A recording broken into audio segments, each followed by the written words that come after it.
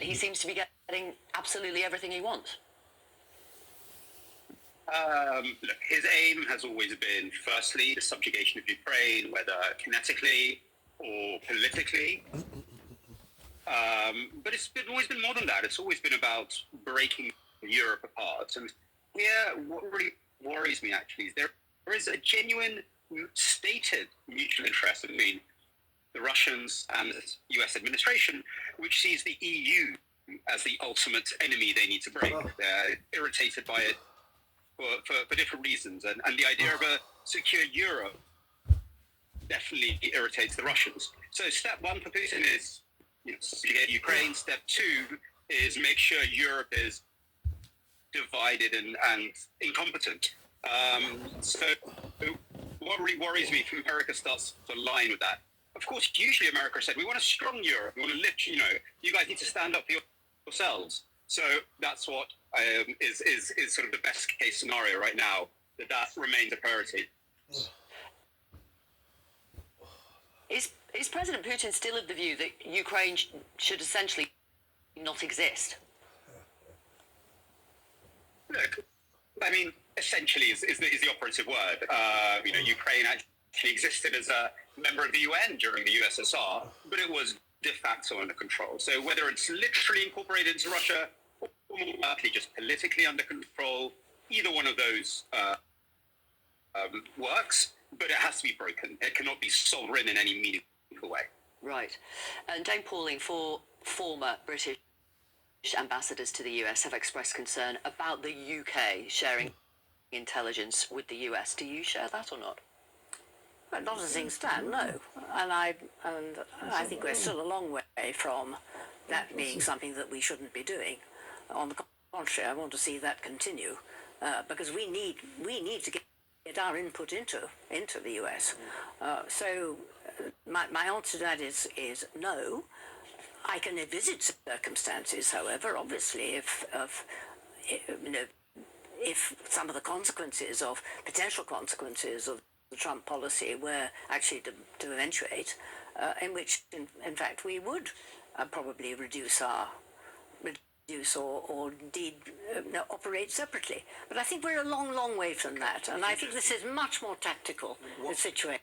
One former member of the National Security Council told me the other day that they believe that MI6 will be having kittens over this, because what they will be worried about is that because the UK is particularly good at gathering intelligence in Russia, that we would then share this intelligence with the United States, and this crucial information ends up in the hands of Moscow. I mean, is that a real... Well, I think these are real worries. Yeah, and don't dismiss them. And we'll have to make some calculated assessment of the risks that we take. As things stand at the moment, I think we continue to share. That could change. And forgive this naive question, but as a layperson, I want to ask, can the UK not continue to pass information to Kyiv that we might have got from the US? Well, we, in turn, need US intelligence. And we have interests in the world where we are certainly protected by the intelligence we get. So no, so we can't do that. I think it's a very big step for us to defy and simply ignore what our partner wants. I wouldn't advise, if I were advising the Prime Minister, I wouldn't advise him to do that as things stand. The actions that we've seen from the Trump administration, David, so far, pressure on Zelensky of Ukraine, no pressure at all on President Putin of Russia. What is going on between Trump and Putin, do you think? Well, I think that, before these negotiations began, you heard any number of experts on Russia, some who used to work for Trump in the first administration, certainly Biden administration people. They all had the same advice, which is, don't believe this line that you've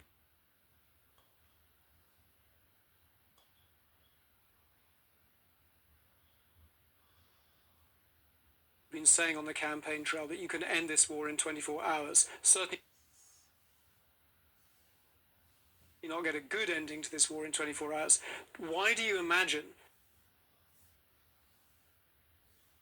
that Vladimir Putin is in any hurry to end this war. He's built this extraordinary war economy. He's got this enormous conscript army.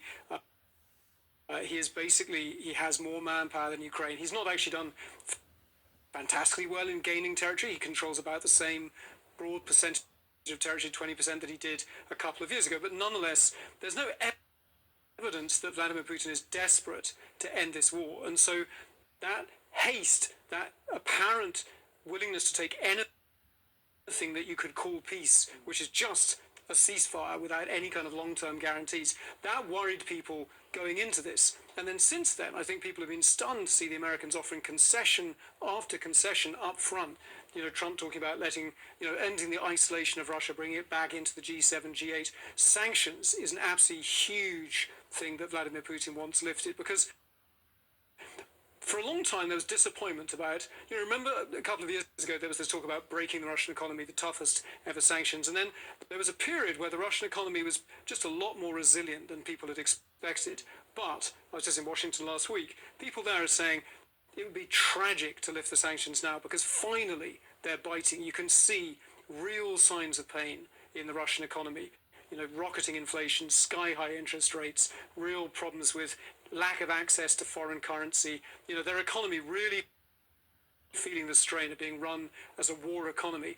To lift the sanctions now lets Putin off the hook when he's actually starting to be in a pretty tough position. Peter, is that what President Putin wants in the immediate short term? And what is the Kremlin's next move, do you think? So, listen, in terms of sanctions, I think the Kremlin is particularly sort of upset at sanctions about the central bank, and that's something they would definitely want. But look, Putin's always seen a sort of a long game here, so he can pause, see if he can divide the allies further. The Russians are very good at using negotiations and bombing at the same time and doing all sorts of dirty tricks. So don't think it's like everything pauses and then negotiate and there's a peace. It won't be like that. They'll be using lots of levers. They see a crack in the Euro-Atlantic alliance. They're going to carry on hammering that away. They see maybe a cracks in the Ukrainian political stability. They're going to keep on hammering away on that. They'll be supporting their allies in the EU, Hungary and others. So they're going to be using the situation for really a long-term aim, which, as I said, is subjugate Ukraine and then fracture Europe and ultimately the transatlantic alliance. This is what they live for. There's no end to that. It will continue. Right. I'm sure they feel strong enough to oppose Western peacekeepers in Ukraine. I don't. Oh no, they definitely they made that clear. Yeah. I mean, that's not on their agenda. Lavrov has, the Russian ambassador here in the UK made that absolutely clear. I mean, if that's the deal from the Europeans and Ukraine. As we know, Keir Starmer and President Macron have asked Donald Trump a number of times for US security guarantees, for a backstop, as Keir Starmer calls it. President Trump has never mentioned that, but definitely European troops in Ukraine. But Putin won't agree to that. Precisely. So the whole issue. So then does Trump? Sorry to interrupt, but so does Trump go? Okay, Putin, don't worry about European peacekeepers then. Yeah, well, the French would say, belle question. That's exactly the issue. Is what are going to be the terms? And you're seeing countries like China, sort of not quite the government at the podium, but certainly Chinese scholars linked to the military saying, well, we could send Chinese peacekeepers, and that would be good for everyone, the Ukrainians and the Russians. They'd be delighted to have some Chinese knocking around. So you can see that there's all kinds of ways in which Putin's ability, as Peter says, to sow ambiguity. The word peace in Putin's vocabulary is a very fuzzy term that is designed to destabilize and leave everyone sort of uncertain about those Russian troops over there. Who are they exactly? Is that border fixed? Is it fuzzy? That's that world of doubt and ambiguity which keeps his neighbors as kind of failed states. That's the goal. That's the goal. So where Zelensky said, peace is a long way off. He may well be right. Yeah. I mean, this is going to continue. Well, President Zelensky said it's very, very, very far away. President Trump, we know, wants a quick deal somehow. In terms of how this might play out over the next few days, yesterday, Nick, it felt like there was momentum. President Zelensky put the message on X. Obviously, President Trump had received that letter from him. It felt like a minerals deal was on the verge of being signed after all. Where are we today? Well, it's interesting, you know, and I was reporting on the top of the show last night from UK government sources. Look, we think we're very close to President Zelensky signing the minerals deal, very close to President Zelensky signing up to that Anglo-French peace deal. And today it feels like it's gone into the quiet lane, the slow lane. The view from the UK government is they're still working at it. They haven't given up. And they still think that this is going to happen.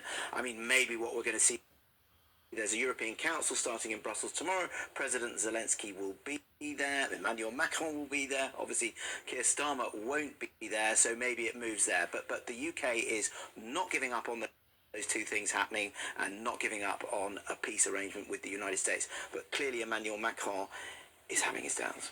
I think it may be Washington wanted to show who's boss.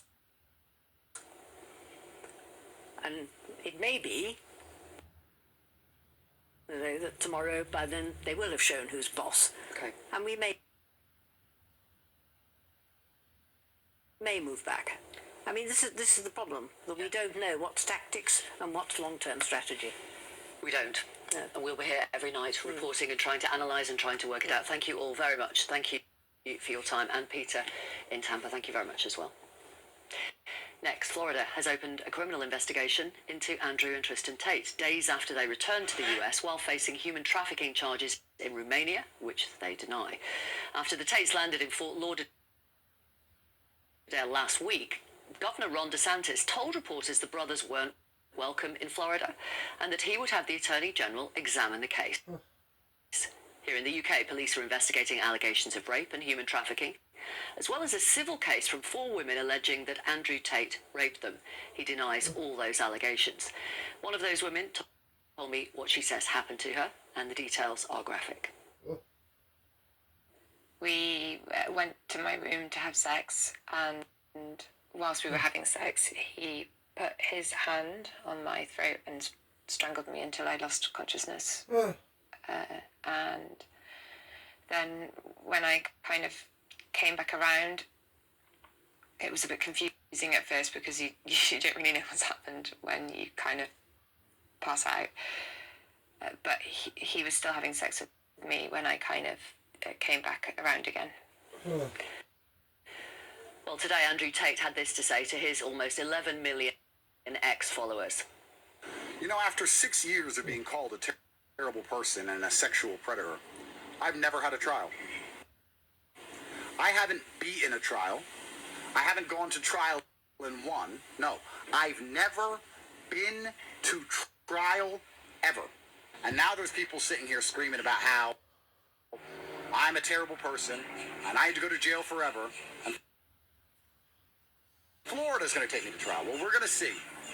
And I like to actually think that once Florida fails, people are going to finally wake up and realize they've been tricked. Let's speak now to one of the US's best-known women's rights attorneys who represented several of the victims of the dead paedophile Jeffrey Epstein. Lisa Bloom, good evening to you. Can you explain why you think the Florida Attorney General has opened this criminal investigation? Well, I'm certainly glad to see it, and the only reason to open an investigation is if you have some evidence or some witnesses or some reason to believe that a crime has been committed in the state. The brothers haven't been arrested. They may never be. They, as you know, deny all these allegations, and they are expected to go back to Romania to face the judicial process there. In fact, Andrew Tate has tweeted, we're going back to Romania in a few days. Hear that? I'm very surprised. I thought once they left Romania, they would probably never return. They're both very wealthy. And the UK also is seeking to press charges against them. So if they're going back to Romania, I'm very glad to see that. How do you think this might play out there in your country over the next few days? Well, look, we've got 3 countries now, Romania, the UK, and the US, that are all looking at potential charges or actual charges against Andrew Tate, and there needs to be some kind of cooperation between the countries and some kind of orderly way in which to prosecute these cases. I would suggest that whoever has the strongest case should proceed first. But, you know, look, let's be clear about Andrew Tate. He is a self-described misogynist. Misogyny is the hatred of women. He has said that women are owned by their husbands. You know, he said a lot of very derogatory comments about women. So these charges are not really all that surprising, but of course they have to be proved in court. I hope that Romania has the evidence and the witnesses to bring him to justice. The Tate's lawyer has accused the Florida Attorney General of essentially taking sides there. Could there be some truth in that? Well, yes, taking sides with civil plaintiffs who have sued them. No, I think that's a silly argument on his part. Look, it is the job of an attorney general of a state to investigate crimes, and if they find that a crime has happened and they have the evidence and the witnesses, it is the job of the attorney general to prosecute those crimes. So they're not taking sides, they're doing a criminal investigation, which is exactly what the attorney general should be doing.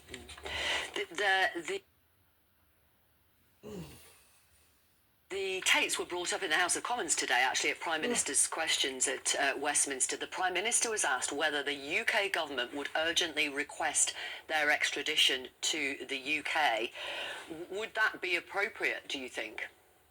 It would absolutely be appropriate. I understand there already was an extradition order, and that should be respected. But again, you know, this is not the first time that multiple countries have had potential or actual charges against defendants, and so there's usually some kind of cooperation agreement. But I'm pleased to see that the UK is taking this very seriously.